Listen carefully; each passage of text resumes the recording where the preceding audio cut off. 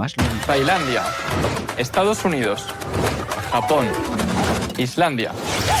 He dado vueltas y vueltas por todo el mundo. Pero cómo conseguir el nuevo iPhone 17, no le doy ni una. Ven al Santander y podrás 80 28 12.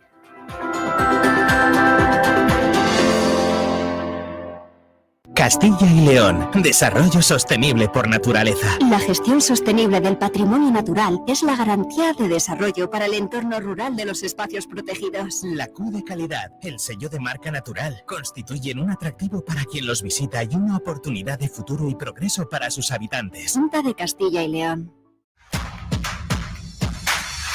¿Cansado? ¿No puedes dormir? ¿El estrés te agobia? MG4, tu aporte diario de magnesio y disfruta de la vida. Con MG4 recupera tus niveles de magnesio. MG4 combina 4 sales de magnesio necesarias para sentirte mejor en tu día a día. Di adiós al cansancio, la fatiga, la ansiedad y el estrés. MG4 de Big Green, disponible en farmacias y en parafarmacias. MG4 de Laboratorios Lebudit. Y disfruta de la vida. ¿Hueles eso? ¿Lo hueles, muchacho? ¡Napa al hijo! Nada en el mundo huele así. ¡Vamos, vamos, vamos! ¡Qué delicia oler napal por la mañana! Una vez durante 12 horas, bombardeamos una colina y cuando todo acabó, subí. ¡Qué pedazo a gasolina quemada! Aquella colina olía a victoria.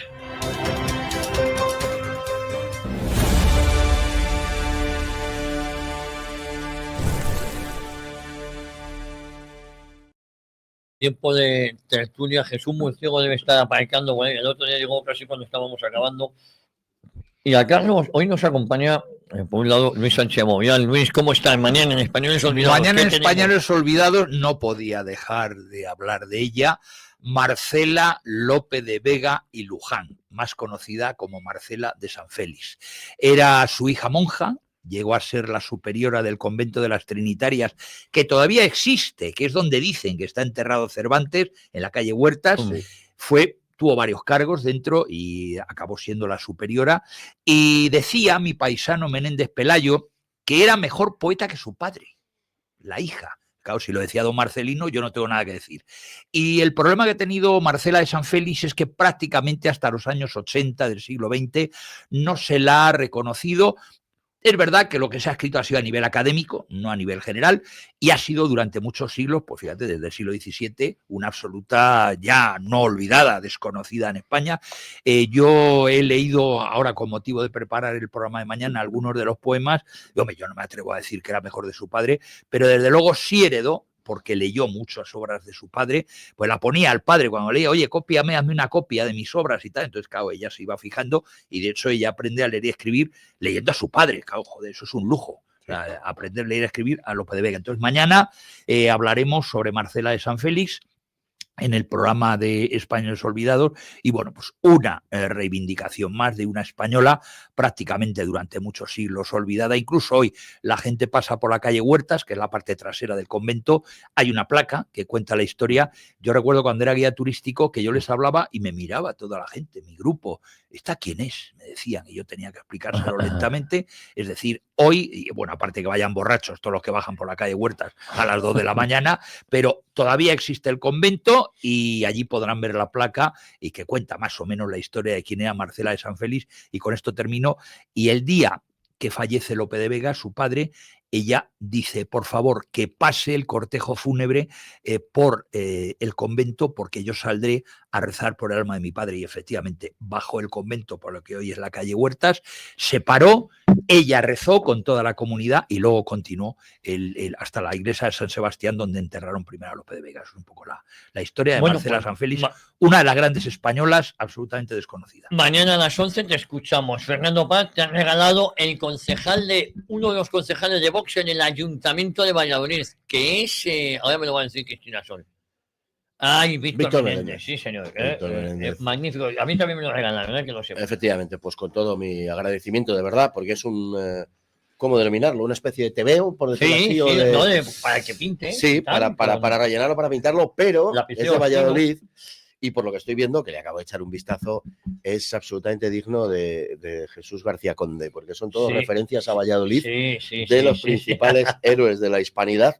Pero bueno, pues absolutamente todos. O sea, desde el primero, desde el conde Pedro Ansúrez, sale Fernando III el Santo, por supuesto, que fue proclamado rey en Valladolid en 1217, que es, además de mi santo patrón, el rey más importante de la Edad Media española, teniendo en cuenta que, bueno, estamos hablando de 8 siglos, pero probablemente por sus efectos sobre la Reconquista.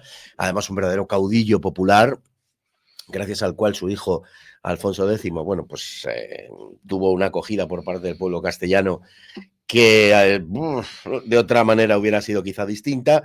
En fin, desfila también por aquí Isabel la Católica, su señor esposo, Cristóbal Colón, Carlos I, y en todos los personajes aparece la ciudad de Valladolid, lo cual pues me parece perfecto y maravilloso.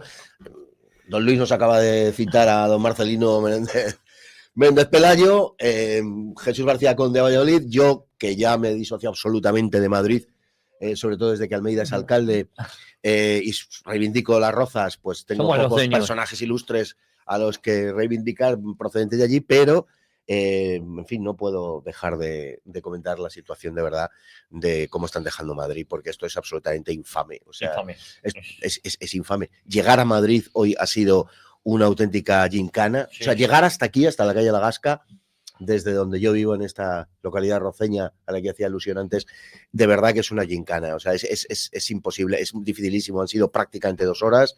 Los accesos a Madrid están cortados, los accesos, digamos, alternativos, tienes que ir necesariamente por la Nacional 6, es un caos absoluto, es un colapso permanente, llegas a Madrid, son todo obras, yo entiendo que tienen que trincar, joder, pero, hombre, que procuren no hacerlo de una manera tan descarada a costa de los ciudadanos, y además es que, fíjate que a la hora a la que yo llego aquí, vamos, normalmente y hasta hace unos meses podía elegir el sitio donde aparcar. No, es imposible. No, ahora mismo es absolutamente imposible, porque claro, las obras lo que conllevan, entre otras cosas, es la ocupación de las aceras, con lo cual se quitan sitios para espacio para aparcar.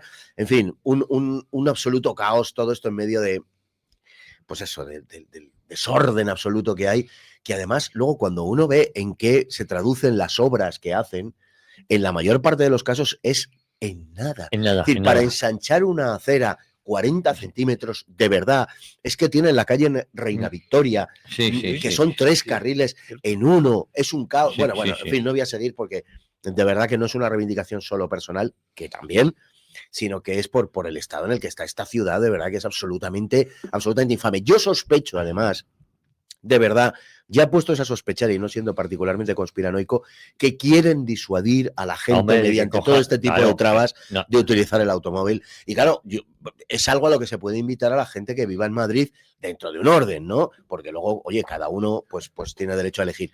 Pero los que venimos de fuera de Madrid, de verdad, es que ¿cómo quieren que vengamos? Es que no hay otra manera posible. Y están haciendo lo imposible por evitarlo. Es cabreante, de verdad. Oye, no, al hilo de lo que ha dicho Fernando, vamos a ver, en la avenida Reina Victoria, que yo paso con habitualidad porque vivo muy cerca, había un bulevar.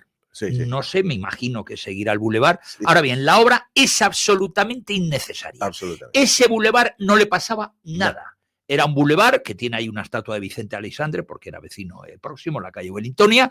Entonces, a mí que me explique qué coño van a hacer, porque no había ninguna necesidad de modificar ni alterar el bulevar que había al final de la avenida Reina Victoria. Lo único que hace pensar es que efectivamente alguien se lo lleva crudo y se lo va a llevar. Es decir, quito un bulevar que estaba muy bien y hago otro bulevar que veremos a ver si está bien. Y con respecto a Valladolid, pues hombre, yo tengo que romper una lanza a favor de Valladolid.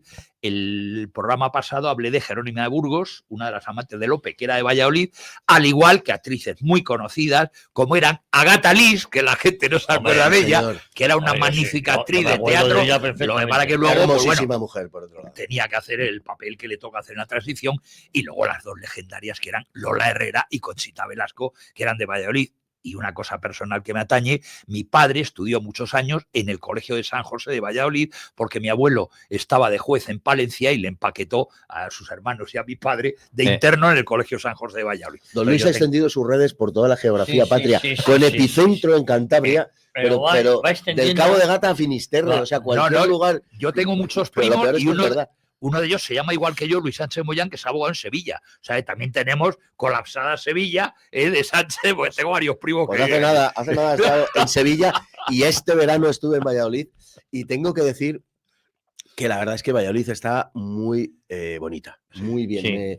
Me sorprendió agradablemente, porque la última vez que había estado unos años atrás, efectivamente, no había sacado la misma impresión. Pero estuve este mes de julio y de verdad que estaba muy bonita, muy arreglada. Bueno, está colaborando mucho el Grupo Municipal de Vox en Valladolid. Por seguro, cierto, nos está escuchando Jesús y nos dice que eso, viva Valladolid. No tenía la menor duda. Oye, vamos a ver, yo he cambiado sobre la marcha el título de la tertulia de hoy, de este espacio de reflexión, porque estamos un poquito hartos de hablar de los sobres, del PSOE. La próxima semana sí apuntar que posiblemente el PSOE sea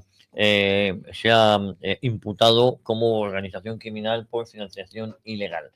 Ojo, que esto lo sabemos la próxima semana, veremos qué es lo que pasa, porque no es menos cierto que el gobierno es una maquinaria muy potente y está haciendo todo lo posible para ir parando esto. Pues Javier, si es así, y entiéndase el modo irónico, pero no tanto, si es así, el gobierno cae. Porque los socios del gobierno han venido repitiendo en los últimos meses con machacón e insistencia que eso que llaman ahora de una forma tan absolutamente insoportable y cursi de la línea roja, bueno, pues la línea roja estaba en la financiación ilegal del PSOE. Si había financiación ilegal, ya sí que no se podía seguir manteniendo esto y tal. Pero no, se inventaron otra cosa. Vamos, tengo la absoluta seguridad. Yo sigo insistiendo en que si hay alguna posibilidad, que yo no digo que vaya a pasar, pero en que si hay alguna posibilidad, pasa por Junts. No pasa, de verdad, no pasa por otro lado. Es decir, pasa porque Junts se pueda sumar a una moción de censura planteada de tal forma que desemboque en una convocatoria inmediata de elecciones. Si no es por ahí... No se trata ya de gobernar con Junts, que algunos hacen unas pajas mentales y van a pactar con Junts para que gobierne. No, sería en todo caso ponerse de acuerdo sencillamente para convocar elecciones. Pero si es por todos estos, por los que braman desde las posiciones de Podemos, que luego todo es absolutamente falso, porque hay que seguir pagando el chalet a pagar. Y desde luego por Joly se mantendrá el gobierno de corrupción 100%. O sea, no, porque es que no se va a ver en otra. Es que de aquí no sale... No, es que ella lo ha dicho. No, absolutamente, es que de aquí no sale ni a la presidencia de la Comunidad de Vecinos. Entonces, o sea, tú imagínate, vamos a ver, en tu comunidad de vecinos, que ya sé que no tienes, que afortunadamente estoy segregado. Como yo tampoco, pero en tu comunidad de vecinos, ¿tolerarías que alguien como Joly fuera presidente de verdad? Sin conocer sus inclinaciones ideológicas ni nada, simplemente tú ves al personaje, le oyes hablar y tienes que votar a alguno de los vecinos y yo creo que no votarías a Joly. Yo prefiero votar a Spinete. De verdad, de varios. Hombre, en las comunidades de propietarias cosas más raras se han visto. Oye, por cierto, magnífico el bizcocho de Lara, ¿no? ¿Con trazas de limón puede ser? ¿O no? ¿O de qué? Coco. De coco, vale, me gusta. El coco, así me creo que es coco. Bueno, hoy es un día crucial. El sábado voy a escribir sobre esto. Hoy he escrito, porque mira que soy tonto, también podría en cada día pero me llega la inspiración para hablar de una cosa y luego hablo de la siguiente. Hoy he hablado esta mañana del Tratado de Fontainebleau, lo que significó, y sobre todo lo he hilado con el penoso papel de los Borbones desde entonces. No son los herederos de Isabel y Fernando, los reyes católicos, son los herederos del actual rey Felipe VI y su padre Juan Carlos I, son los herederos de Carlos IV y de Fernando VII. Bueno, son los herederos sobre todo. Y además directos. Los herederos de Puigdemont.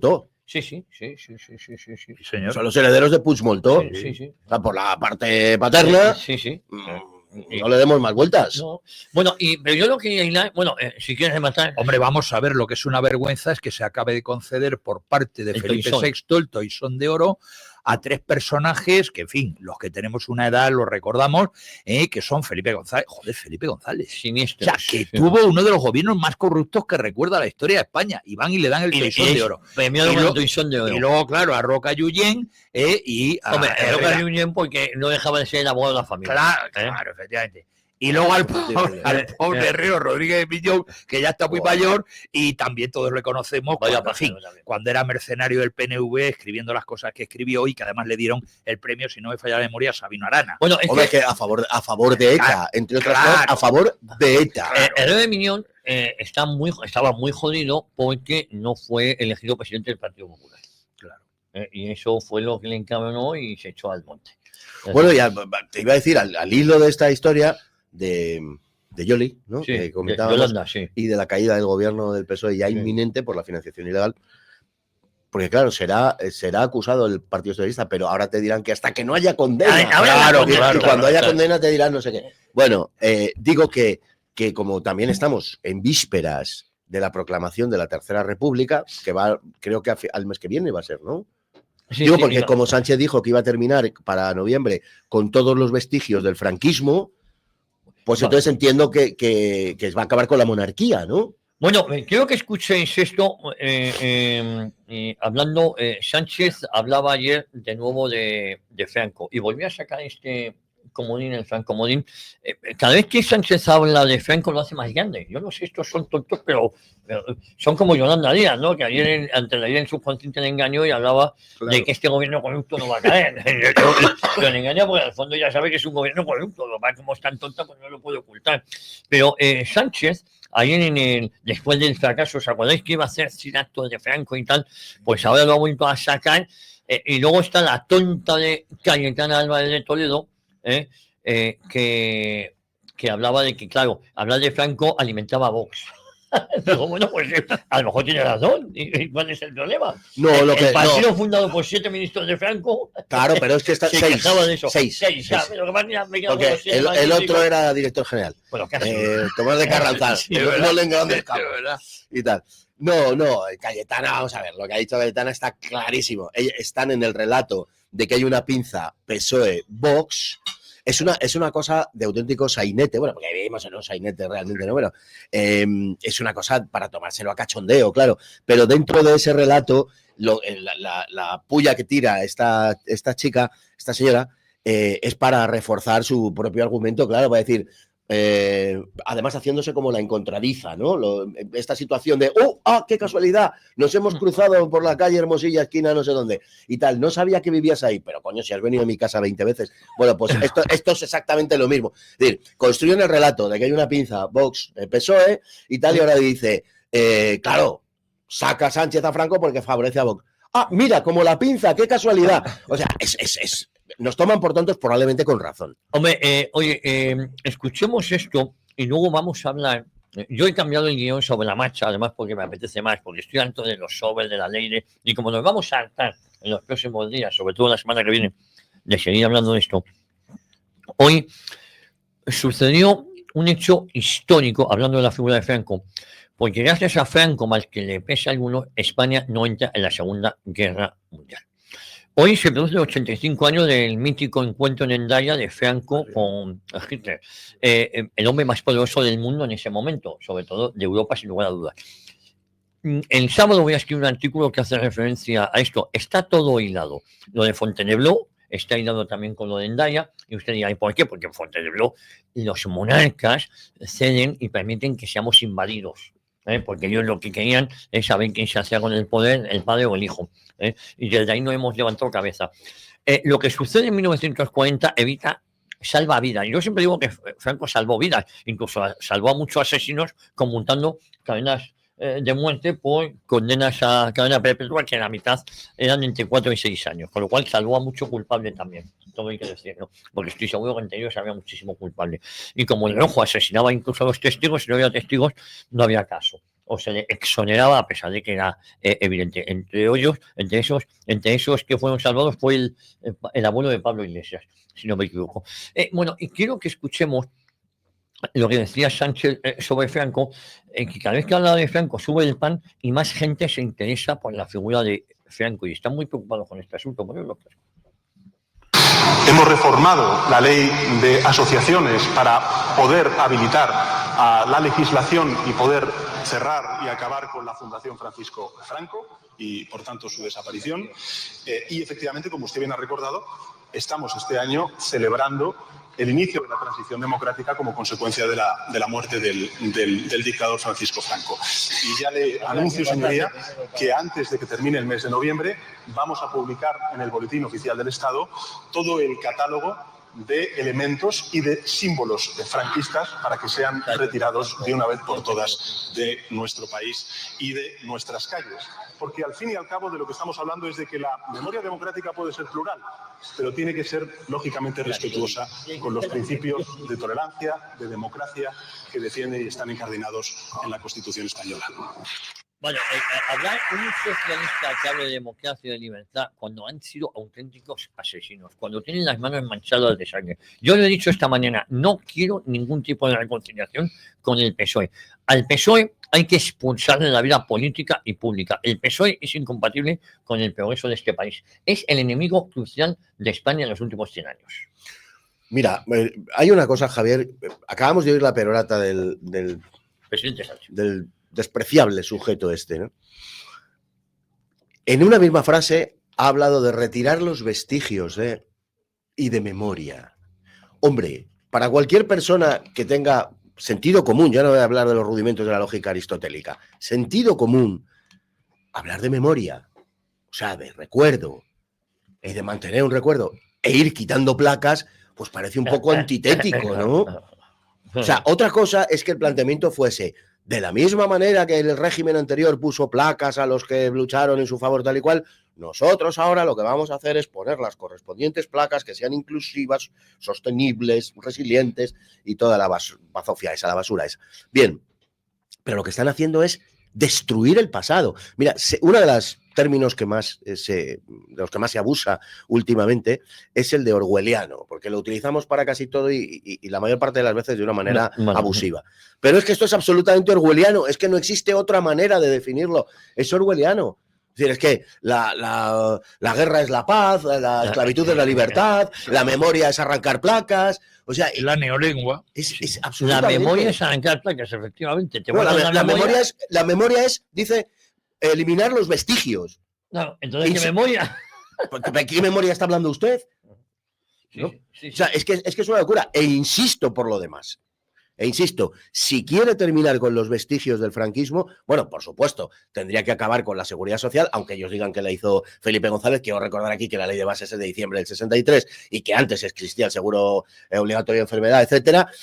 Tendría que acabar con un montón de hospitales, con un montón, en fin, ¿para qué vamos a recordarlo? Pero hablando de vestigios institucionales, la monarquía, Javier, la monarquía. ¿Esto qué quiere decir? Que antes de que termine el mes de noviembre se va a proclamar en España la Tercera República, porque para vestigio del franquismo, la monarquía, que fue instaurada por don Francisco Franco Bahamonde por su exclusiva voluntad en la persona de Juan Carlos de Borbón, que podía, primero, no haber instaurado la monarquía. Segundo, dentro de haberse decidido por la monarquía, podía haber elegido otra dinastía u otra persona dentro de la dinastía. Sí, es decir, que no tenía ninguna obligación. Absolutamente ninguna, porque toda la legalidad procedía el 18 de julio de 1936. Por tanto, no existía ninguna legitimidad anterior. Las cuestiones y los pleitos dinásticos es una cosa que pertenece a los Borbón, pero no es una cosa que tuviera que afectar en absoluto a la sucesión a la jefatura del Estado. Fue exclusivamente por la voluntad de don Francisco Franco, nada más.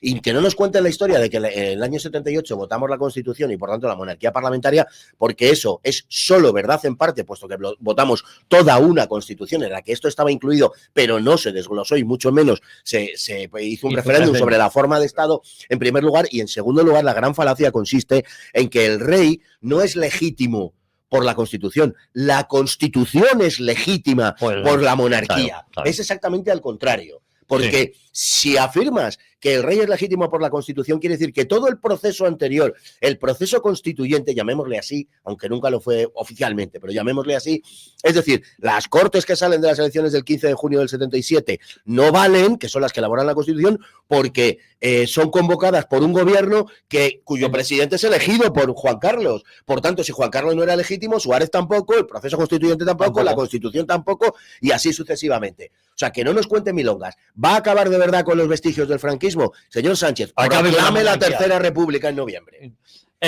Hombre, vamos a ver, acabar con los vestigios de franquismo. Vamos a poner un ejemplo que nuestros oyentes lo entiendan. El edificio de la Real Casa de Correos en la Puerta del Sol. Es un edificio que tiene 250 años, échale. Y lo van, o lo querían, porque ahora parece ser que ha caducado el plazo, etcétera, etcétera. Oiga, ¿usted no recuerda la imagen, que yo sí la recuerdo, en la cual el gobierno provisional, lo de gobierno y de provisional, entre paréntesis, el 14 de abril del 31, izan la bandera republicana en ese edificio? Oiga, ¿usted sabe lo que Por cierto, el que hizo esa bandera sería asesinado por ellos mismos, por el Frente Popular. Ellos mismos, sí. Claro, ¿qué me están contando ustedes? Y lo mismo que lo que ha dicho Fernando. Oiga, los 7 millones de casas que tienen la plaquita del Instituto Nacional de la Vivienda, ¿las dinamitamos? Porque, oiga, mientras no se demuestre lo contrario, empezó a hacer la Girón de Velasco y luego continuaron José Luis de Arrese, etcétera, etcétera. Oiga, ¿las dinamitamos y echamos a la gente a la puñetera calle? No saben lo que No, lo que están haciendo es quitar las placas. No, parece claro, que lo han hecho ellos. Claro, Sí. hombre, claro, desde que Felipe González, dijo, o afecto a Felipe González, que la seguridad social la había hecho Felipe González. Oiga, ¿dónde murió Franco? En la Ciudad Sanitaria de La Paz. Oiga, ¿dinamitamos La Paz también? Pues como allí murió el dictador, vamos a dinamitar La Paz. Están enloquecidos. No, están enloquecidos. Lo que pasa es que tienen, son malvados. Son malvados. Yo hoy quiero, lo vamos a hilar, si os parece. Me gustaría preguntarle a Fernando, aprovechando que está hoy aquí. A las 10 vamos a hacer una breve entrevista a nuestro amigo Álvaro Díaz Meyer, que es presidente de Vox en Pontevedra. Un gran tipo. ¿Qué supuso ese encuentro de Hitler y Franco en 1940, hace hoy 85 años? ¿Qué supuso para España? Y luego, si os parece, nos metemos en otro tema, que es continuación, porque yo reflexionando también estos días, coño, no hacemos más que recibir. Ahora dicen que vamos a hacer viviendas con los fondos de recuperación europeos. ¿Os acordáis que en el año 45 España no recibió un solo dólar del Plan Marshall? Y sacamos este país adelante.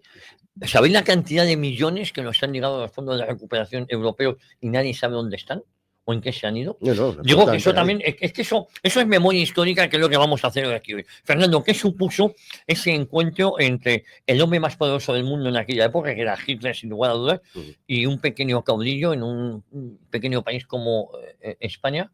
Y que Alemania tenía muchísimas ganas de que España entrara en la Segunda Guerra Mundial. Es que los más tontos dicen que era Alemania que no quería que entrara España en la guerra. Bueno, hemos tenido que escuchar cada cuestión de manipulación. Bueno, ¿qué supuso como primera cuestión? Y luego el amigo... Bueno, es un momento emblemático de la historia, pero no es quizá el momento clave. También hay que decirlo, lo que pasa es que como se trata de un encuentro personal, pues lógicamente adquiere un relieve muy significado, notorio, muy particular, claro. Pero mira, fíjate, Javier, el 2 de agosto de 1940, o sea, 2 meses y medio antes, el embajador en Madrid, el embajador del Tercer Reich en Madrid, von Steurer, recibe un telegrama de Ribbentrop, en el cual, Ribbentrop es el ministro de Exteriores alemán, en el cual este le dice, tenemos que conseguir que España entre en guerra, literal. Bueno, a partir de ahí podemos tratar de, en fin, eliminar los vestigios que queramos o construir la memoria que nos apetezca, pero esa es la realidad. Porque España hasta entonces no pintaba absolutamente nada en los planes de Alemania, absolutamente nada. Para Gran Bretaña sí, lógicamente por la cuestión de Gibraltar, pero para Alemania no pintaba nada. ¿Por qué de repente Hitler manifiesta ese interés en que España entre en la guerra?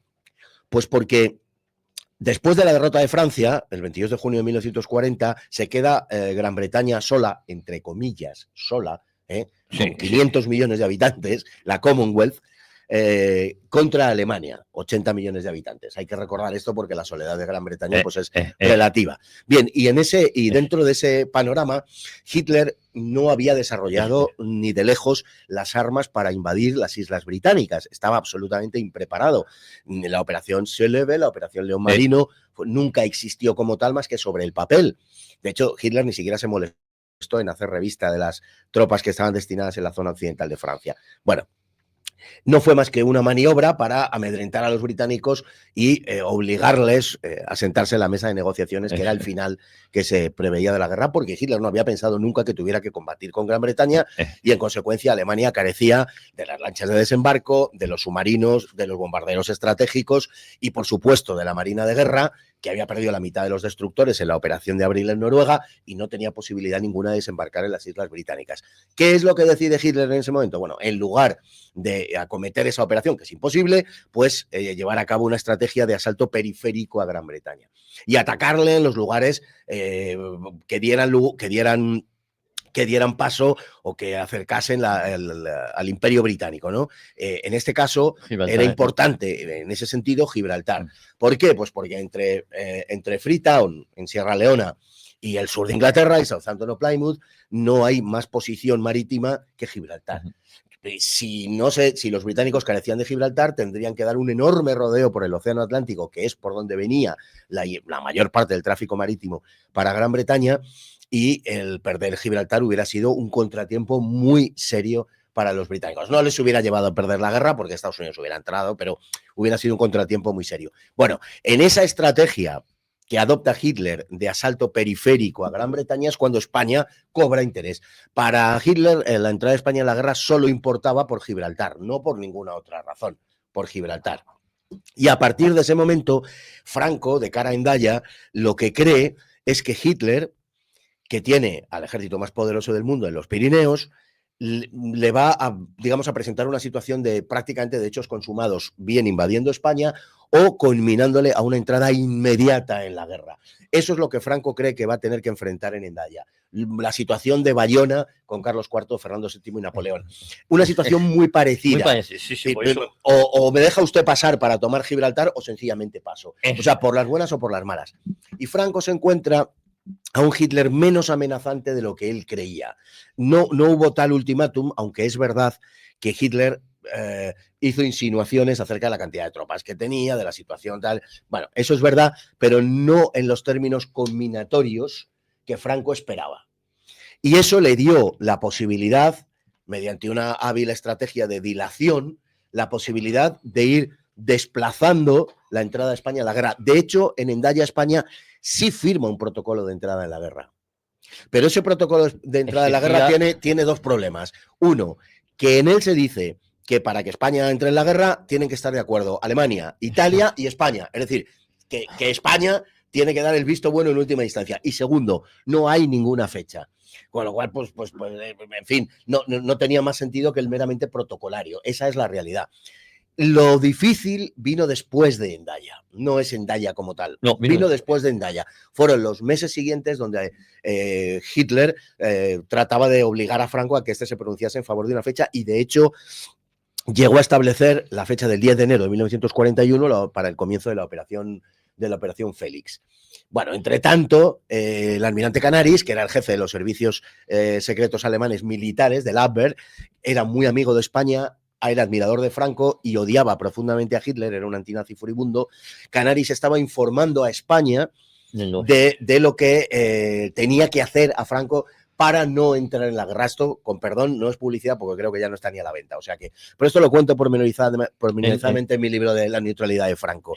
Todo el juego que se trajo y tal. Y a modo simplemente de ejemplo diré que el almirante Canaris le aconsejó a Franco que Franco argumentase ante Hitler con la necesidad de disponer de un determinado cañón de un gran calibre, de 350 milímetros, para tomar Gibraltar, porque los alemanes no disponían más que de 12 unidades de ese cañón y la más cercana estaba en Pas-de-Calais. Estaba en la costa, en fin, en el Canal de la Mancha, ¿no? Enfrente de Gran Bretaña, enfrente de Dover.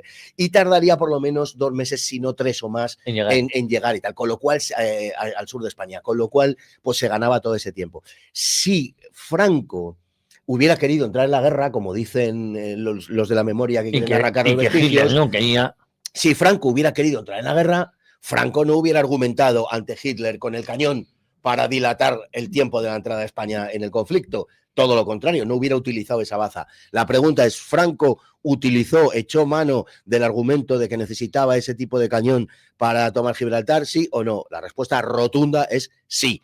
Y Hitler le decía, no, hombre, con los Stukas basta, es suficiente y tal. Y Franco le decía, no, tenemos estudios artilleros de primerísimo, tal, que tenga usted la seguridad que hay que tomarlo así, con estos cañones y tal. Es decir, toda la maniobra de Franco era dilatoria hasta el punto de que acabó a comienzos de 1941 aburriendo ya soberanamente a Hitler, y es Hitler el que delega en Mussolini el encuentro encuentro con Franco para que le convenza a ver ya como última posibilidad, y es el encuentro famoso de Franco con Mussolini en Bordiguera, en febrero del 42. Oye, Luis Sánchez Mogollón, ¿qué supuso esa no entrada de España en la guerra mundial gracias a la habilidad de Franco? Pues hombre, supuso, si hubiéramos entrado en la guerra, es especular y hacer hipótesis, Sí, pero evidentemente ficción, hubiéramos historia sufrido ficción. las mismas consecuencias que a lo mejor pudo haber sufrido Alemania e Italia, que no la sufrió, porque ha apuntado muy bien Fernando hace un momento que estos países tuvieron el plan Marshall, cosa que España no tuvo, ¿no?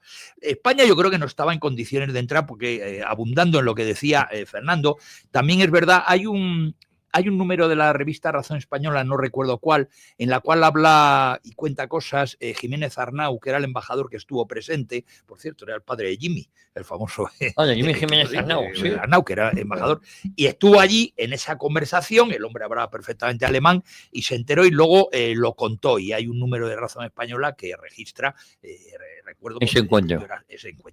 Entonces, Franco, aparte de eso, del cañón y tal, también le vendió España como está, ¿qué necesitamos? Y empezó, parece ser, a enumerar una serie larguísima. Necesitamos tantos galones de petróleo, tanta infraestructura, no sé qué. Entonces, claro, Hitler de repente se encontró con que, oiga, sí, yo estoy dispuesto a entrar, pero hombre, me tiene usted que proporcionar.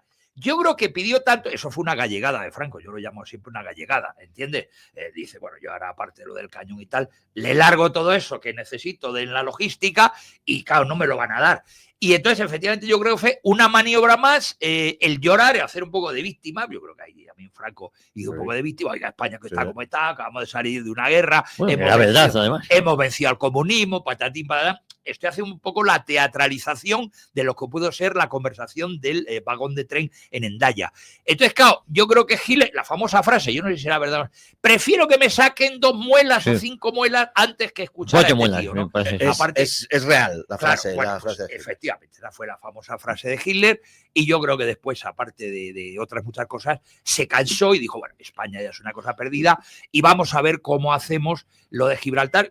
Podríamos hablar de una de las operaciones de inteligencia más divertidas, fue la operación de carne picada. Sí, pero eso fue ya mucho después, fue el año 43. Después, ¿no? Pero yo la recuerdo, pues se la he oído contar al general Monzón. Lo que tú cuentas, evidentemente esa era la clave, ni lo menciona porque no... Rápido, porque tenemos ya nuestro invitado. Creo que está en el conocimiento de todo. Pero aquellas peticiones de España... Por resumirlas muy mucho, se copiaron de Italia. Cuando estalla la Segunda Guerra Mundial, Italia pretexta su impreparación, lo cual era verdad, para entrar en la guerra, porque habían firmado en mayo del 39 el Pacto de Acero, Alemania e Italia, y tenía que haber entrado Italia en la guerra. Sin embargo, Italia no entra y da largas hasta junio del 40, que finalmente acabará entrando, y durante todo ese tiempo Alemania pretende, es verdad que no con mucho énfasis, que Italia entre en la guerra. Y España lo copia de Italia porque en el Ministerio de Exteriores italiano el conde Chiano mandó que hicieran una lista, dijo literalmente, capaz de matar a un caballo si fuese capaz de leerla. Y, tal. Y efectivamente eso es lo que le pasaron a los alemanes. Claro. Ese no es el listado literalmente, pero esa maniobra de pedir a los alemanes una cantidad desmesurada de cosas, que no era desmesurada, que es que había que reconstruir un país, fue clave. Pero sobre todo, 10 segundos, sobre todo es que en la tesitura en la que se estaba, Franco andaba ya desde el mes de marzo aproximándose a Gran Bretaña y había firmado un acuerdo de clearing con Gran Bretaña y tal. Entonces, era tan sencillo como lo siguiente. España necesitaba trigo porque había hambre. Y había 2 posibilidades. Uno, trigo para no entrar en la guerra, Gran Bretaña. Trigo a cambio de entrar en la guerra, Alemania. La opción no era complicada y Franco se decantó por el trigo sin entrar en la guerra, Gran Bretaña, porque Alemania no hubiera podido mantener además nunca a España ni mínimamente adecuadamente aprovisionada. Oye, permitidme que vamos a hacer un impasse en este interesante programa. Saludamos también a Jesús Murciego, que llevas aparcando por aquí, ni se sabe. Una hora, básicamente. Bueno, tenemos a mi amigo Álvaro Díaz Meya, Álvaro es presidente de Vox en Pontevedra. Álvaro, ¿cómo estás? Buenos días. Muy buenos días, Javier. Pues como se dice, de salud y la familia bien. Eso... El resto muy preocupado. Bueno, lo primero es tener la retaguardia cubierta y después vamos a por lo demás. Exacto. Oye, Álvaro, rápidamente, ¿cómo está Vox en Pontevedra? ¿Cómo está en Galicia en general? Porque parece ser que a Vox se le resiste Galicia. Hay cierto nerviosismo en las filas del PP por ese crecimiento que está teniendo Vox en lento pero sostenido en toda la región? Como se dice, progresamos adecuadamente. Y ese nerviosismo existe porque lo vemos en las mesas informativas, vemos las avalanchas de jóvenes que vienen a por nuestras pulseras, que no quieren votar a lo que votan sus padres porque ven que no tienen ningún futuro con el bipartidismo que llevamos padeciendo desde 1982. Oye, y fíjate, Álvaro, una de las cosas que preocupan a las grandes ciudades es el tema de las zonas de bajas emisiones. Nosotros por aquí en varios pueblos ya lo estamos sufriendo. Yo concretamente donde vivo con Fernando, en las zonas de bajas emisiones. En Vigo, Vox ha presentado alegaciones para que eso no se lleve a cabo, ¿no? Sí, concretamente, y conoces Vigo, sí. Con esa ría de Vigo que existe, que hay un índice de calidad del aire tremendo, pues al final, por esas directivas de Europa que después se convierten en leyes aquí y que apoya el bipartidismo con el BNG, porque hay que decir BNG, al final lo que concluyen es que Vigo, con un parque móvil de 160.000 coches, con una antigüedad de más del 60% anterior al 2002, con unas cuestas empinadas y con un problema de estacionamiento, pues ahora quieren meter algo recaudatorio, porque es solo recaudatorio, querido Javier. Sí. No te quepa ninguna duda que lo único que pretenden no es salvar el medio ambiente. Eso. Oye, mucho se ha hablado estos días del sablazo del impuesto de basura y sobre todo en Vigo ese incremento ha sido desproporcionado. Bueno, yo creo que en toda España, pero en Vigo os quejabais de que aquello ha sido disparado, una locura, ¿no? Un 40%, Javier, un 40%, pero viene otra vez todo de Bruselas. Aquí me hace gracia que la oposición, tanto el Partido Popular y el BNG, pues ahora a nivel municipal votan en contra, pero esto ya viene pervertido de Bruselas, donde hacen pandillita y votan a favor esa directiva. ¿Y quién paga esto? Pues todos los ciudadanos, todos los ciudadanos. Y aparte el efecto de la tasa de basura, como no diferencia, esto no es como el IBI de Vigo, que también lo sube. La tasa de basura, incluso aquellos que pretenden de co-living, co-working, y comparten un piso mísero con un alquiler enorme, pues les ha subido proporcionalmente un 40%. Afán recaudatorio, ni más ni menos. Oye, Álvaro, también se han hecho virales las protestas de los vecinos en Cangas, un municipio de Pontevedra, donde la tasa de basuras ha subido nada menos que un 200%. Hemos conocido casos sangrantes como el de un hostelero que antes pagaba 1.300 euros y ahora va a tener que pagar 3.280.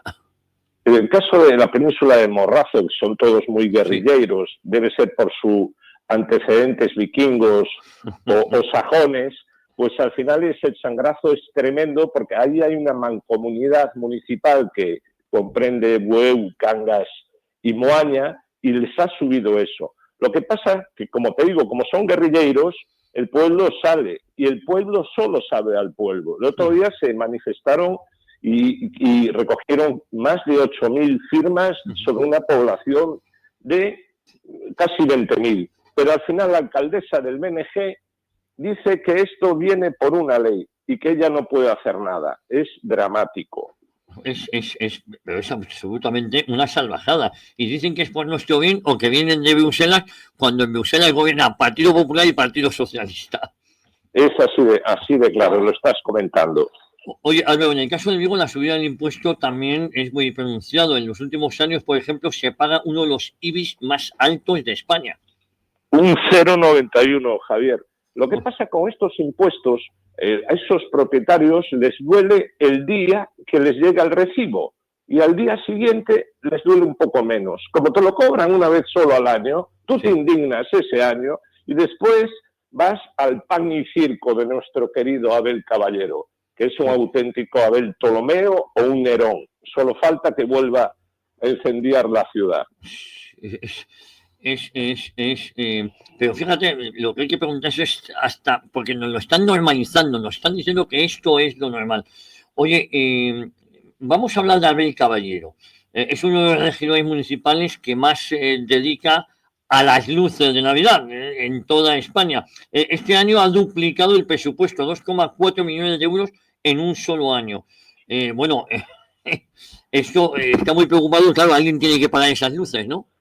Pero fíjate tú, Abel Caballero, doctor en economía, y él maneja los presupuestos del ayuntamiento como si fuesen, que ojalá fuesen los suyos.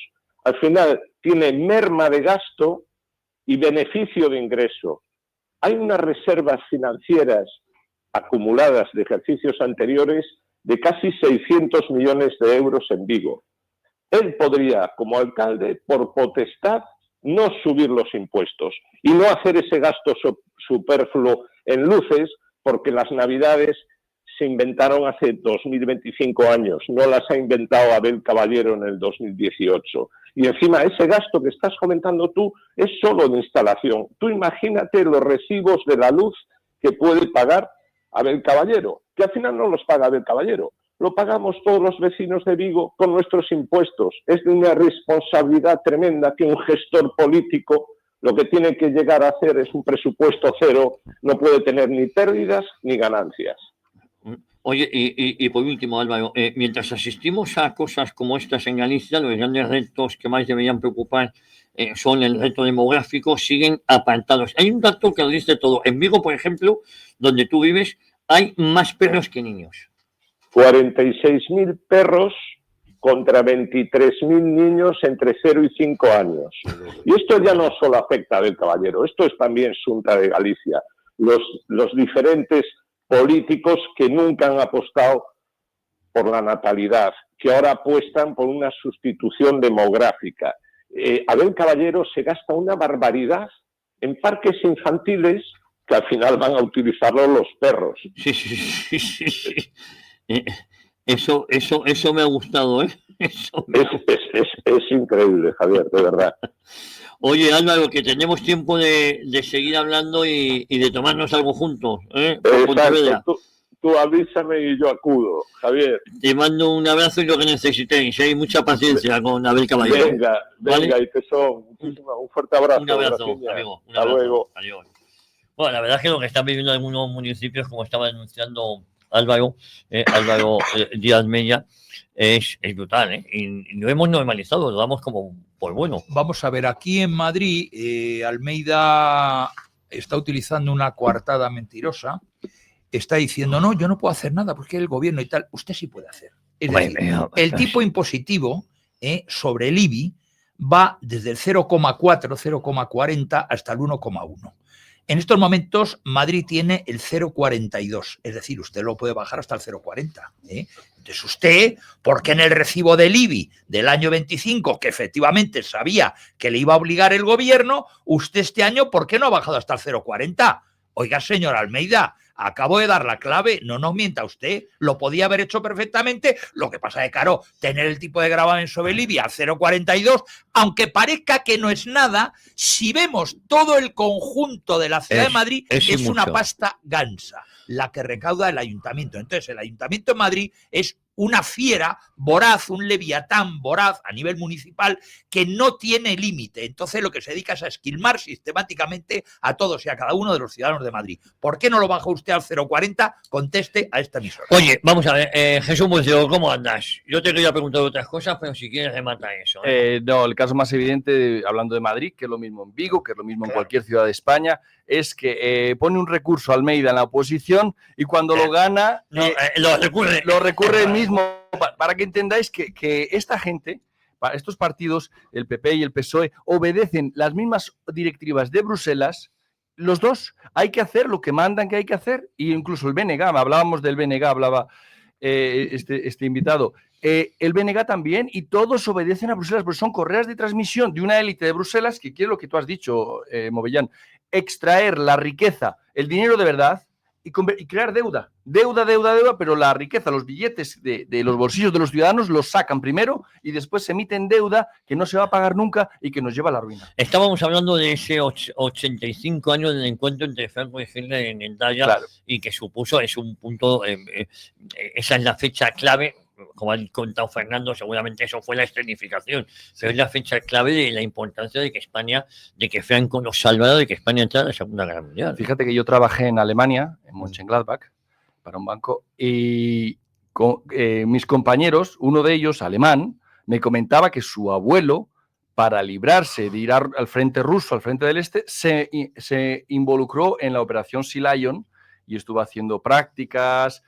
Llegó a poco, como bien dijo Fernando, llegó a poco y eso no tuvo mucho recorrido, pero el hombre se libró y claro, el argumento que él tenía, pues que Alemania se intentó defender, él como su abuelo no fue represaliado y no fue asesinado en la guerra, pues tenía una opinión no tan sumisa como la gran mayoría del pueblo alemán, porque el pueblo alemán está totalmente subyugado, totalmente...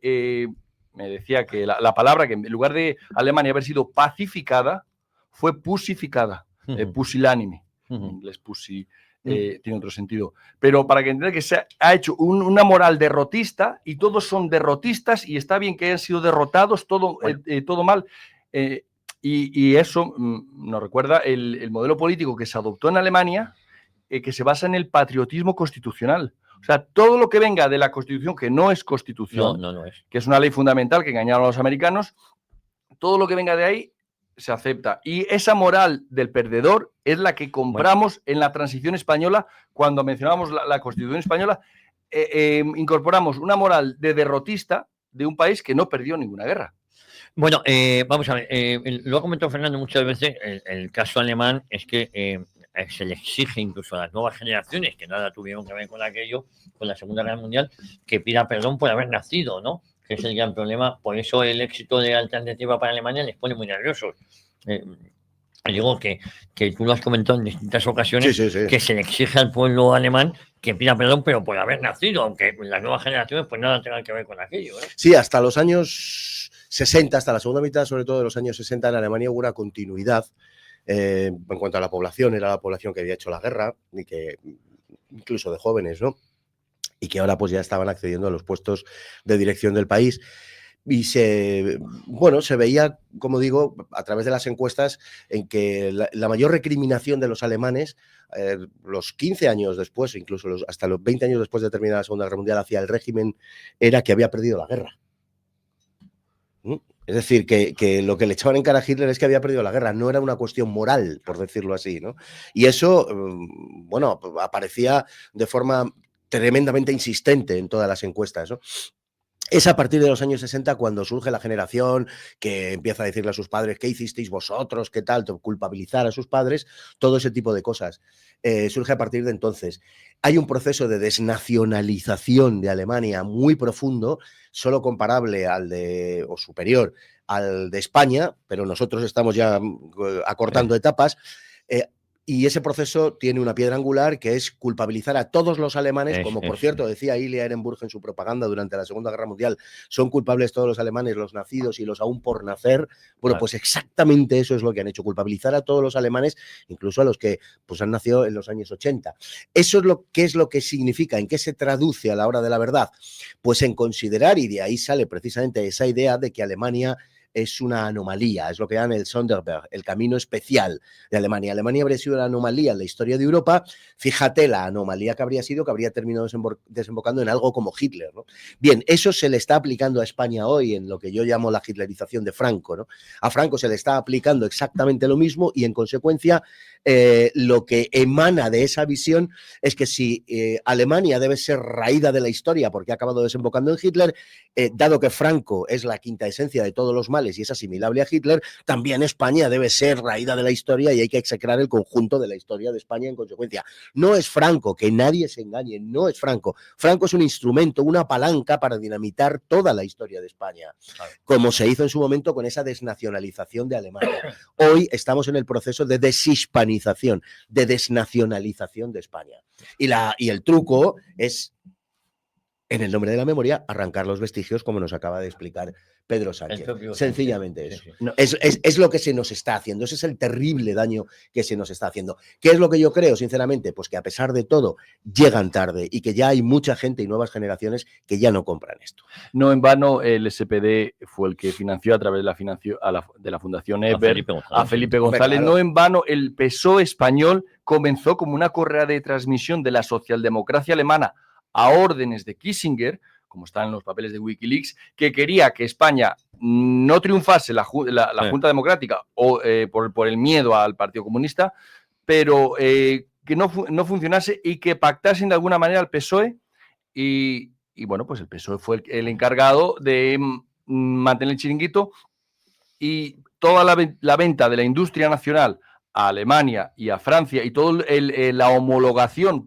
de España a la Unión Europea se rinde a eso. Se debe a que España, los partidos que vemos muy españoles, muy nacionales, algunos, otros muy separatistas o muy catalanistas o muy galleguistas, son correas de transmisión del poder europeo, que es el que domina España como una provincia vasalla. Vale, a ver, fíjate, lo que está diciendo Jesús a mí me trae a la cabeza aquel papel que todavía no se ha desvelado muy bien, pero que fue muy importante, de aquel embajador alemán Guido Brunner. Hombre, claro, claro, efectivamente. Sí. Guido Brunner era el hombre del SPD alemán que financió. Del AVE. Y todavía, claro, del AVE. todavía no está en investigar, ni mucho menos, toda la financiación que tuvo el Partido Socialista en aquellos años. Entonces he puesto la figura de Guido Brunner porque fue clave en aquellos momentos, lo habéis dicho, don Convoluto, y entonces, bueno, pues desde entonces hasta hoy. Oye, pues Tito, me dice Jesús García Conde que mañana no viene, que esta tertulia es insuperable y que él no pinta nada mañana. ¿Y quién va a defender a Valladolid? Que habéis estado ¿y quién me va a traer los churros? Aunque, esto es cosa también buena, ¿eh? El bizcocho de Lara. Yo quería ahondar ahora en estas comparaciones que estoy haciendo, la importancia de ese encuentro de Endaya, la importancia de ese tratado de Fontainebleau, el comportamiento de Carlos IV, de Felipe VII, de Fernando VII, digo, se me va en el subconsciente, que efectivamente Juan Carlos I, don Juan Carlos I y Felipe VI han sido dignos herederos de lo peorcito de los Borbones. Me refiero a Carlos IV y a Fernando VII. Es que volvemos un poco a lo que hemos dicho antes, de verdad, que hay que señalarlo. Es que son los, ¿no? Y sí, y es que además... Y don Juan, que se ofreció a ingleses y alemanes. Le daba igual quién fuera y estaba dispuesto a regalar las Baleares. Y don Juan era un traidor a España desde el momento que sirvió como oficial en la Royal Navy. Hay que decirlo muy claro. Bueno, y además es que utilizó todo tipo de argumentación en ocasiones porque sus partidarios solo han sacado una parte de esa documentación. Don Juan defendió lo mismo y lo contrario. Sí. Don Juan, a partir de una determinada fecha, se pega a lo democrático liberal, pero con anterioridad hablaba de la monarquía social y tradicional representativa. Sí. O sea, don Juan era todo, da igual que él lo que quería era ser rey. Y ya está, y nada más. Y por su torpeza y por su... Efectivamente, pero es que a él se le notó demasiado. Sí. Ya sabemos que cómo son los políticos y tal. Todos pero los reyes, hay muchos a los que se les nota demasiado. La continuidad en la monarquía española es el sometimiento del reino de España o la intención de someter y vender, como hicieron Felipe IV, Carlos IV y Fernando VII, regalarle la corona a Napoleón, que no la quería nadie, tómala tú. No, querían quedarse ellos de vasallos de... Es que primero hay que decir una verdad, o sea, los reyes, ser rey es una profesión, que nadie se engañe. Es una profesión. Nosotros hemos tenido una reina que era griega de origen alemán. Y ahí fue reina de España, reina consorte, como podía haber sido reina de Dinamarca, si se hubiera casado con el señor correspondiente, de Gran Bretaña, si hubiera habido un señor en la época en la que ella se casó con Juan Carlos, o en fin, si se hubieran dado las circunstancias, o de Holanda. Es una profesión. Y luego es posible... En fin, Dios sabrá que desarrollen un cierto sentido de pertenencia a ese país sobre el que reinan y tal, o no, según en función de cómo sea cada cual y tal. Pero que es una profesión y que es una profesión que tiene en su propia naturaleza un carácter internacional, un carácter que tira hacia lo cosmopolita, en primer lugar. En segundo lugar, vamos a ver, estamos hablando, como hemos dicho antes, que a partir de Isabel II son descendientes pues de la coyunda de la reina con un oficial de la Guardia, con un oficial del ejército, con Puigdemont. Esta es la realidad. Son descendientes. Alfonso XII es descendiente de eso, porque el reino estaba para esos menesteres. Bueno, el comentario de la reina de que, bueno, ¿cómo voy a tal? Claro, con un señor que tenía más encajes que yo en la noche de bodas, ¿no? Que, en fin, pues yo ya lo que era el rey Francisco. Bueno, pues es lo que hay. Entonces son descendientes de eso. Y en el proceso pues ha habido una cierta degeneración, evidentemente. Y ahora hemos ido a dar pues con un representante que es poco Borbón además, porque al final lo único que puede salvar a la dinastía es su carácter más borbónico, precisamente, es decir, lo populachero, lo cercano a la gente, esa facundia real y tal. Pero si encima salimos Grecia en vez de Borbón y no nos gustan los toros y hablamos de decrecimiento y de sostenibilidad y nos ponemos el rosco y todas estas cosas y defendemos el aborto en los foros públicos y todas estas cosas, pues entonces no sé si está escrita o no, pero la monarquía tiene fecha de caducidad. Bueno, insisto por tercera vez hoy, según Sánchez en noviembre se termina. Sí, pero fíjate que hay una continuidad no solo en los reyes como símbolos, como empleados de este aparato de poder, pero hay desde Alfonso X, el sabio, hay una intención de que la monarquía española sea parte del imperio de los imperios centroeuropeos. Alfonso X, que lo mencionabas, hijo de Fernando III, se peleó para conseguir ser nombrado emperador. Carlos V, ya conocemos la historia.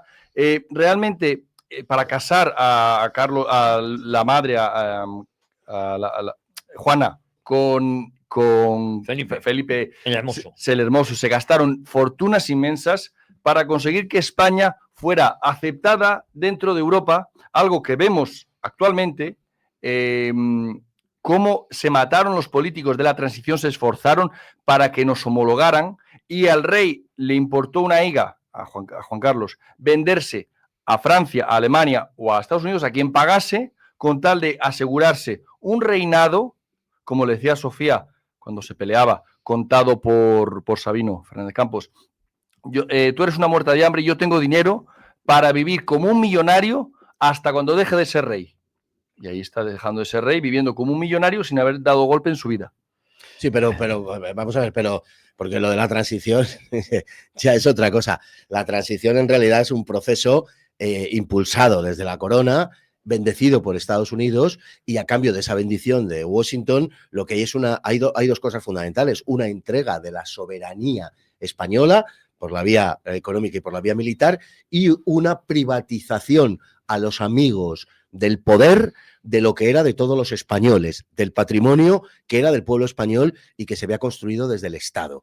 En eso ha consistido, en un saqueo, por un lado, que seguimos padeciendo a día de hoy, y en una entrega masiva de la soberanía española. Y eso ha estado impulsado por una monarquía que recibió la bendición y el impulso decisivo desde Estados Unidos, porque sin él hubiera sido inviable, porque los norteamericanos podían jugar varias bazas. Entonces, podían decirle que sí o que no a Juan Carlos, y Juan Carlos hizo todo lo posible por ser él y porque le dijeran a él que sí. El primer paso era la aceptación de Franco, pero en el segundo paso estaban los Estados Unidos. Esa es la realidad. Entonces, al final, yo creo, Jesús, mira, yo creo que estamos ya en un momento, en una época histórica a la que hemos llegado, por muchas razones, en la que la gente ya no está para paripés. Y todo lo que es, como decía José Antonio, de la monarquía de Alfonso XIII, cuando ya es una cáscara muerta, lo único que se puede hacer es empujarla, por decirlo así, y que caiga esa cáscara muerta. La monarquía cayó porque se quedó sin sustancia, decía, sin que entrar en lucha siquiera un piquete de alabarderos, que es exactamente lo que pasaría hoy si en noviembre, como apunta Sánchez, terminara la monarquía en España. Es exactamente lo que pasaría, porque la gente de lo que está harto es de que esas instituciones, que fueron las instituciones que un día constituyeron la médula espinal y de la sociedad, el trono y el altar, ya no sean lo que la gente que de verdad respeta el trono y el altar quieren que sean. Son alabados por aquellos precisamente que son enemigos del trono y el altar, y es muy significativo que reciban los elogios de aquellos que a lo que aspiran es a raer a la religión de la sociedad y acabar con el sentido del poder monárquico, y son los enemigos de la monarquía y los enemigos de la Iglesia quienes hoy prodigan más alabanzas a la monarquía y a la Iglesia, y son, por el contrario, aquellos que son más partidarios realmente de la sustancia de la monarquía y de la Iglesia, aquellos que se están oponiendo a esta mascarada, a esta carnavalada en que ha ido a devenir la monarquía española. Que es un espectáculo grotesco todo eso. La monarquía... Sí. La monarquía y la Iglesia, como tú bien has dicho, la Iglesia somos, por supuesto, símbolos del pueblo, que apoyaban al pueblo, ahora se han alineado con los enemigos, el PSOE con los enemigos del pueblo español. Es el Estado, cuando decimos que es el Estado contra la nación española, no solo es el PSOE que es el líder, y el que marca el paso también es el PP y también es la monarquía y demás instituciones del Estado, incluso la jerarquía católica, no nos olvidemos que se ha alineado desde Omeya hasta Francisco, y pasando por Cobo, pasando por todos, con los enemigos del pueblo español, los que lo quieren reemplazar y los que no quieren meter la Agenda 2030. Oye, Luis Sánchez Bobián, aparte, por eso digo que hoy es un día para reivindicar la figura de Franco. Hablando en contraposición a lo que ha hecho Sánchez, desde un punto de vista histórico, ¿no? Porque lo que estamos haciendo es justicia histórica. Es reivindicar la verdad. La verdad. Hablando de la Iglesia, que acaba de decir Jesús, vamos a ver, el obispo de Bilbao acaba de dar un programa en una emisora dependiente de la diócesis de Bilbao a un etarra muy conocida, Miquel Ansa, y ahí está. Y con respecto a Carlos IV y la familia real española, vendieron a Napoleón España por 6 millones de francos anuales, que era una pensión vitalicia, y por 2 castillos en Francia. Eso es lo que les importaba a España. Y luego el pueblo español solicitando que volviera Fernando VII. Claro, vivan las cadenas. Es de justicia. Claro, es de justicia. Claro, es de justicia apuntar. Perdón ustedes. Esto no se sabía. Claro. No, primero que no se sabía y segundo que la obra de Luis del Pino, que ha publicado hace un año y pico acerca ¿Te ha gustado de Fernando VII, la reivindicación de esa figura? Es muy estimable, hay que prestarle atención. Él se ciñe mucho a un periodo muy concreto. Claro. No habla de toda la figura de Fernando VII, sino precisamente a este periodo, al periodo de justamente anterior a la guerra, de Fontainebleau, del motín de la juez, etcétera. Y exonera en gran medida a Fernando VII de la responsabilidad de muchas de las cosas que pasaron. En fin, digo que hay que prestar atención a lo que ha escrito Luis del Pino, porque lo ha hecho con una documentación verdaderamente espesa, en el mejor sentido de la palabra, es decir, abundante, prolija, y nos obliga a replantearnos determinadas cosas, más allá de que el personaje te pueda resultar, en fin... que ha quedado como ha pasado la historia. Lo que pasa es que es verdad que luego, quiero decir, en ese periodo a lo mejor, es verdad, pueden ser las tensiones con su padre, con Carlos. Claro. Efectivamente, eso es una cuestión. Pero si reivindicamos, y yo desde luego permanentemente, el derecho a la revisión histórica, permanentemente de todo, de cualquier episodio, por supuesto, porque lo primero es la verdad. Si lo reivindicamos, tenemos que hacerlo también en este caso. Dicho sea de paso, no tengo la más mínima simpatía por Fernando VII. No, vamos a ver. Lamento hasta que tuviera ese nombre, porque lo comparto con él. Pero es verdad que la aportación de Luis del Pino es muy estimable y es digna de ser tenida en consideración. Es que tú lo has dicho, Luis del Pino se ha tenido un periodo muy concreto, pero es que luego Fernando VII estuvo muchísimo más tiempo. Sí, pero es por supuestísimo. Y no quiero hacer yo abogado de a mí me gusta. Pero no, ni es tampoco por alimentar ninguna polémica, sino por tratar de verdad, por tratar de llegar a la verdad en la medida de lo posible, ¿no? Es cierto todo eso, pero no es menos cierto que es que toda la historia de Fernando VII también se ha contado, o casi toda, desde la historiografía liberal. Y eso tampoco podemos olvidarlo, ¿no? Y esto no exonera a Fernando VII de todas sus canalladas, de todas sus bajezas personales, etcétera, por supuesto. Pero tampoco podemos perder de vista ese enfoque histórico. Es decir, ha sido machacado sistemáticamente porque la elaboración historiográfica era por principio ideológico contrario al propio Fernando. Oye, quiero que hagamos también, que hablemos de un asunto que viene muy al hilo de lo que estamos hablando hoy. Estamos hablando del Tratado de Fontainebleau, hemos hablado de los 85 años del encuentro de Naya, pero luego hay un tema que es el Plan Marshall. España no ha recibido un solo dólar del Plan Marshall. ¿Cómo nos recuperamos y cómo ahora, recibiendo millones de los fondos de recuperación europeos, no hay para viviendas te dan un teléfono? Te dan un teléfono, hay que llamar. Van a poner un punto morado. Si usted no tiene casa, acuda a un punto morado. A ver si alguien se apiada de usted y le meten un cuarto. Así es, cuando uno se pregunta por qué hay tantas obras en Madrid, es que se acaban los fondos Next Generation en el 27. Entonces hay que apurar a robar todo, a reventar todas las aceras posibles, a romper todo lo que se pueda romper para trincar, porque no hay una intención de mejorar nada más que el bolsillo de los trincones, sean PP, sean PSOE, sean el que toque. No nos olvidemos, porque los fondos Next Generation es en lo que se ha basado, es la supuesta recuperación económica, que es totalmente inflada, ficticia, porque ahí vemos el problema de la vivienda, que como decía el otro día que compartí de tertulia con Inestrillas, decía, no, es que este problema ya se solucionó en España en los años 60 y 70, ya estaba solucionado. Entonces, los que lo han creado, que son los partidos, que te cuenten que lo van a solucionar, algo que ellos han generado conscientemente, venga, hombre, yo no me lo creo. Yo no puedo esperar ninguna solución de los que han creado los problemas de desindustrialización, de falta de vivienda, de sometimiento de España a los intereses extranjeros. Que sí que podemos decir que es algo reiterativo en la historia de España, el vasallaje a Europa para que nos consideren desde Fontainebleau, incluso si nos remontamos más atrás. Pero claro, hay excepciones en la historia, y una de las excepciones es cuando el general Franco no se sometió del todo a lo que a dónde querían poner a España. Entonces, hay veces que la historia te da sorpresas. Mira, perdón, es que comenta el tema de la vivienda, sí. Y hay mucha gente, acabamos de subir un vídeo, bueno, esta semana, ¿no? El lunes, yo creo que ha sido, y tal, acerca de ese asunto y de algunos otros. Pero es que basta con echar un vistazo a las fechas, basta con echar un vistazo a las cifras, nada más. Es decir, en la guerra civil son destruidas de forma directa 250.000 viviendas y de forma completa afectada, y de forma parcial, pero sustancial, en cualquier caso, otras 250.000. Es decir, medio millón de viviendas que se pierden, más todas las que no se construyen en razón de la situación bélica y tal. Que tampoco deberían haber sido muchas, en principio digo, porque todo lo que construyó la aventurosa Segunda República fueron en torno a unas 30.000 viviendas, no de carácter oficial, muchas eran a través de cooperativas, etcétera. 30.000. Las cifras que se dan son entre 20 y 30.000. Nos vamos a poner en lo peor para nosotros, por decirlo así. 30.000. Bueno, hubo que reconstruir 500.000 a través de la Dirección General de Regiones Devastadas y tal. Y luego se crea el año 57 el Ministerio de la Vivienda. Se construyen 4,5 millones de viviendas. Si no se están construyendo viviendas hoy, señores, es porque no les da la gana. Claro. No le busquen más historia, no les da la gana. Irene Montero decía el otro día que no hay que construir vivienda, literalmente, que lo que hay que hacer es expropiar a aquellos que tengan más de una vivienda.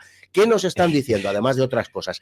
Que están absolutamente dispuestos a sacrificarnos en defensa de sus objetivos ideológicos, que es lo que siempre ha hecho la izquierda, que había que modernizar el campo ruso. Pues me cargo a 5 millones de campesinos y ya está. O sea, esas son las soluciones que dan. Y en el caso de la vivienda, como de lo que se trata es de llevar a cabo una expropiación masiva, en lo que están justamente es en eso. Rufián el otro día que decía en la revuelta, dice, no, si aquí más o menos ha venido a decir lo mismo. Lo que hay que evitar es que la gente invierta en vivienda, que se dediquen a invertir en banca, en bonos, en no sé qué, pero en vivienda no. Pero vamos a ver, primero usted, ¿por qué le tiene que decir a la gente dónde invertir? Lo primero. Lo segundo, es un bien muy seguro que tú puedes además dejarle a tus hijos, a tu muerte y tal y cual. Pero vamos a ver, hemos llegado al punto en que Irene Montero o Rufián son los inspiradores de la política de vivienda en España de hoy. Eso es lo que tenemos. Por tanto, no tienen ninguna intención de construir vivienda. Al final, ¿el objetivo cuál es? No tendrás nada.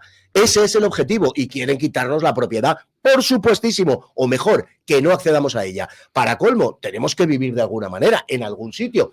El alquiler. Bueno, el alquiler, en términos reales, deflactados, cuesta 12 veces más que en 1975. Repito, para los de la LOCSE, no se trata de 12 veces más con respecto en números absolutos con respecto a 1975, no, en proporción. 12 veces más hoy por el alquiler.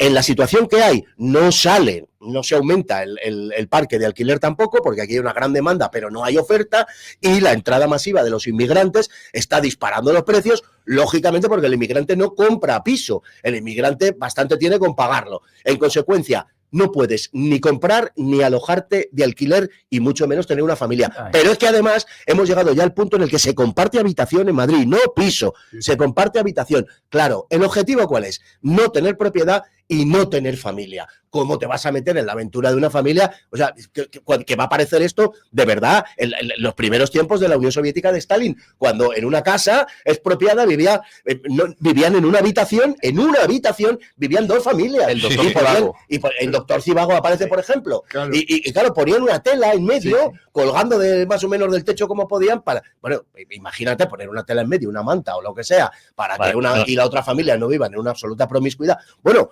pues no es cachondeo, no es una hipérbole, no estoy exagerando, no soy apocalíptico, no soy catastrofista, lo es la situación, no yo. Ese es el panorama al que nos quieren llevar, exactamente ese, con la pobreza energética, con los apagones, que no podamos...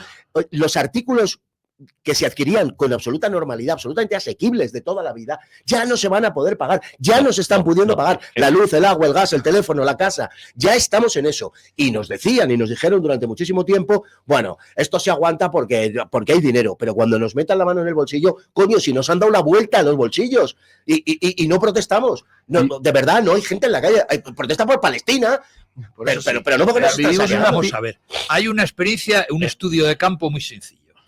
Tú vas los fines de semana a comprar a cualquier gran superficie, yo voy a cualquier gran superficie, hay poca gente en líneas generales, y luego ven las bolsucas, yo lo llamo, yo que soy del norte, las bolsucas. La gente ya no va con aquellos carros que parecían camiones de mercancías, no, son unas bolsucas miserables que yo viví en la Europa comunista, cuando yo viajé por Hungría, viajé por Checoslovaquia y Polonia, eran las bolsucas que la gente sacaba. Entonces, eso es lo que estamos viendo. Con respecto a lo que decías de la vivienda, a mí me trae siempre eso que hemos comentado, o que estamos comentando, la experiencia del incendio de Santander, 13 de febrero de 1941. Prácticamente la mitad, yo lo he vivido, pues mi familia lo sufrió, el incendio. Prácticamente la ciudad de Santander desapareció, porque los incendios, y luego tuvieron que dinamitar las ruinas que quedaba. Eso prácticamente en 2 o 3 años se reconstruyó Santander, con mayor o menor fortuna, porque bien es verdad que los edificios que se hicieron, desde el punto de vista arquitectónico, desde el punto de vista de materiales, dejaban mucho que desear, pero dieron acogimiento a la gente que se había quedado sin casas y a muchos comercios, porque fue en la zona central de Santander que se habían quedado sin comercio y tuvieron que estar durante 2 o 3 años con una especie de barracones en la plazuela de Pombo y en otros sitios de Santander. Entonces, en el año 41... España, Santander, fue capaz de levantar de nuevo una ciudad. Con respecto a lo que hay del alquiler, también es verdad que ante la falta de viviendas para el alquiler, no solamente es que en el mercado no se hayan construido, es que hay muchos pisos que por la coyuntura económica se están desviando al alquiler turístico. Vamos a ver, si a ti te pagan una media de 100 euros noche y no vas a sufrir la ocupación porque es un turista que va y viene, evidentemente tú no vas a tener un piso, aunque lo alquiles muy caro, por 3.000 o 4.000 euros al mes, con los problemas del inquilino que lo ocupa, etcétera, etcétera. Entonces también es verdad que está habiendo un desvío, y Javier lo sabe, que trabaja en el sector turístico, que hay un desvío. En Santander yo lo he visto. Tú te agarras a las grandes páginas de Booking o de Airbnb y tú ves efectivamente la cantidad de pisos, de apartamentos, y además no apartamentos de 30 o 40 metros, no, te alquilan pisos de 100 y pico metros, para pasar allí 1, 2, 3 o 4 noches. Y entonces evidentemente también ha habido un desvío y eso hace que prácticamente en las grandes ciudades el alquiler sea imposible. Y además me trae recuerdos eso que dices tú de la Unión Soviética. Yo viví en Barcelona en una comuna en el año 77. Yo sé lo que es vivir en una comuna, aparte del divertimento. Pero fue voluntario. Sí, fue voluntario, además era muy divertido, pues éramos todos estudiantes y la mitad de los que habían eran ácratas y el que no era trotskista, y entonces hacían cosas muy divertidas.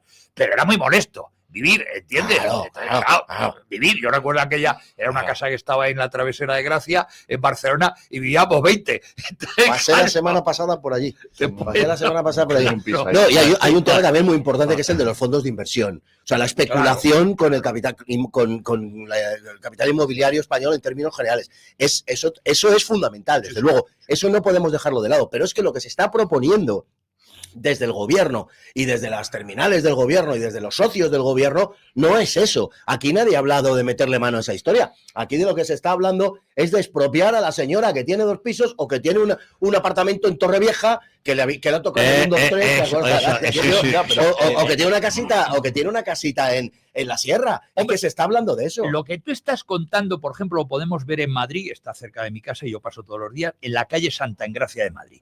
En la calle Santa Engracia de Madrid, hasta donde yo tengo localizado, se han comprado por fondos de inversión 9 edificios enteros, se han vaciado, se ha dejado la fachada porque tiene protección 1, se han hecho garajes porque es una zona que no tiene garajes, y esos pisos que se han comprado porque eran casas de renta antigua, etcétera, etcétera, el dueño quería deshacerse de ellas, se están vendiendo pisos ahora por 2, 3 y 4 millones de euros. Es la inversión que han hecho.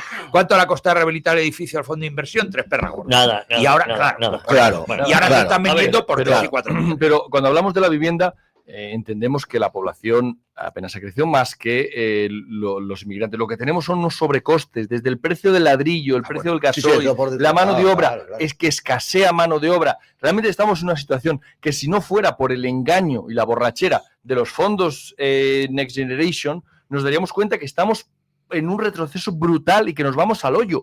Por eso nos inflan de deuda, que es deuda que va a haber que pagar, que se fuma, que se torran y se gastan la gran parte y apenas mal invierten en romper aceras un poco, y ya eso es molesto porque es un dinero que no debería estar ahí. Los del norte de Europa están cansados de subvencionar esta corrupción. Los del sur de Europa están cansados de esta élite política a órdenes de los del norte. Vale, entonces, ¿por qué salimos adelante sin plan Marshall en España en los años 40? Salimos adelante porque hubo una generación de españoles que se partió el lomo a trabajar. Esa es la realidad. Que ahora se pretende criminalizar acusando de franquistas. Sí, claro, son los franquistas, la gente...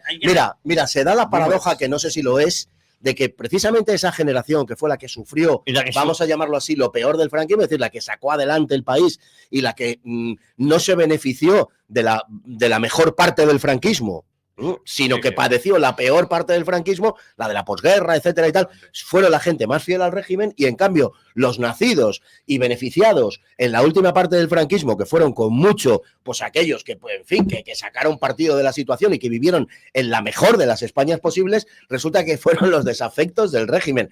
Es así porque es la naturaleza humana, pero aquella generación que sacó a España adelante tuvo todavía más dificultades, aunque en parte es la misma, pero solo en parte, que la generación de la guerra, tuvo unas dificultades que hoy nos serían, a los españoles de hoy, insuperables. Claro. Insuperables. Con la fibra moral del español de hoy, sería insuperable. O sea, lo que tuvieron que hacer verdaderamente para sacar adelante el país. Todos los años 50, los ajustes que hubo que hacer a finales de esa década para entrar en los planes de liberalización, de desarrollo, etcétera, aquello fue... es la parte final de todo lo que se había pasado antes. Es que la situación es que se había perdido un 28% de la renta total de España. Es que la marina mercante había perdido un 35%. Es que de las viviendas ya hemos hablado. Es que de las carreteras no hay ni siquiera datos oficiales. Es que se habían perdido 4.000 kilómetros de ferrocarril. Es que de España los puertos estaban prácticamente todos, y sobre todo los levantinos al final de la guerra, completamente destruidos. Es que hubo que asumir una tercera parte de España, que era además, en principio, la España rica, Cataluña, Valencia, tal. Hubo que asumir una ruina total y absoluta, porque en la España nacional durante la guerra no se pasó hambre, ni hubo cartilla de racionamiento. Es que, lógicamente, hubo que asumir toda esa parte de la que lo que era de esperar precisamente era apoyo para el conjunto de España, porque eran las regiones más ricas, y se convirtieron en un pesadísimo lastre para el conjunto de España, que lógicamente asumió aquello y tal. A partir de ahí hubo que reconstruir todo aquello con un esfuerzo increíble, sin ayuda prácticamente de nadie. Esa es la realidad. Ese es el milagro español. Ríete tú del milagro alemán. Ese es el milagro español de verdad. Bueno, 20 años después, y en algunos casos incluso menos, España era el segundo país en crecimiento del mundo. Esa es la generación. El segundo país en crecimiento del mundo después de Japón y en algunos momentos después de Corea del Sur. Y eso es lo que pretende borrar Pedro Sánchez. El país que se industrializa. Claro, es que se le dotó a España de una base que hizo posible precisamente andar por el camino de la soberanía. Justamente eso, es decir, una base industrial a partir de la base previamente existente agrícola. Se había perdido el 50% de la cabaña porcina, por ejemplo, y la agricultura se había perdido en un 30%, o sea, la situación era pavorosa. Se levantó una España prácticamente entera. Si cuando hablábamos al principio de la cuestión de Hendaya, cuando se le envía el listado, el larguísimo listado de lo que necesita España para entrar en guerra, al responsable económico del Ministerio Alemán, a Herr-Wiel, y cuando recibe aquello, y Göring le dice, es que lo que nos están pidiendo equivale a levantar un país de nuevo.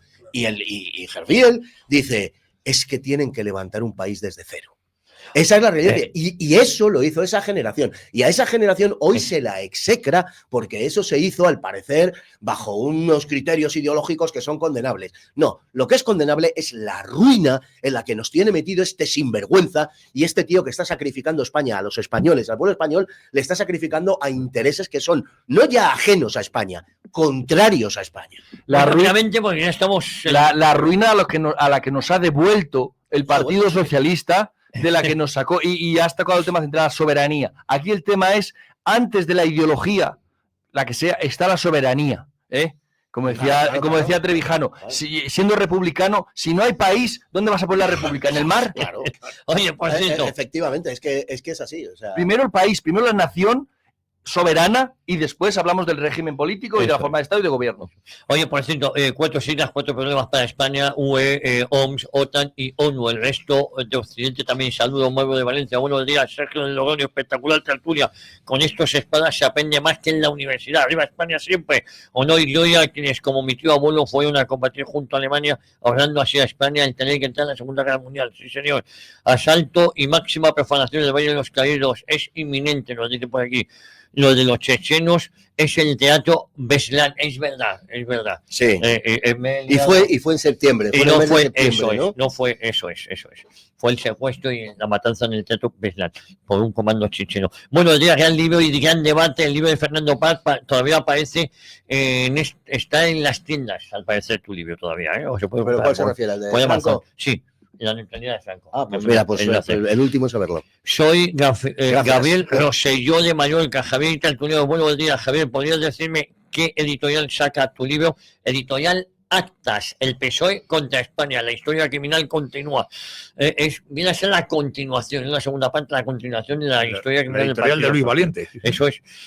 Que hace honor a su nombre, así que... Y luego, Miguel Jiménez Polones, si España entra en la Segunda Guerra Mundial en África Corps, hubiese sido otra cosa, también lo dice por aquí. ¿Quién? Si España entra en la Segunda Guerra Mundial, el África Corps hubiera sido otra cosa.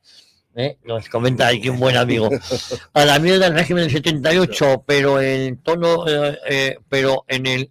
de Fernán Gómez, lo dice encabronado. Buenos días, si queremos desmontar toda la obra social sanchista de sus leyes perniciosas como la maligna memoria histórica democrática, no hay más remedio que votar a Vox, nos dicen por aquí. Bien traído, Fernando, el pueblo y el altar. No hay tiempo para más, macho. Fernando, un abrazo fuerte. Pues un abrazo fuerte, muchas gracias, y tengo que pedir disculpas a todos aquellos que hayan sufrido mis toses, pero la verdad que he hecho un esfuerzo muy notable en lo físico y en lo psicológico para estar hoy aquí. Es verdad, y te lo agradezco mucho porque estabas faltando en exceso. Pues nada, muchas gracias, un abrazo fuerte a todos nuestros oyentes y mañana Marcela de San Félix en Españoles Olvidados. Y no os perdáis una vuelta por el mundo con Isabel Valero. Vas a estar tú, ¿no? Y yo voy a estar. Bueno, y me dice mi amigo Miguel Romero, entre eso, Netflix y la cervecita de después del curro, no hay preocupación alguno. 1,70 un café solo. Y el domingo juega el Madrid-Barça también, que eso nos va a tener distraídos. Eso es. No, sea moderadamente bueno, ya saben, ¿eh?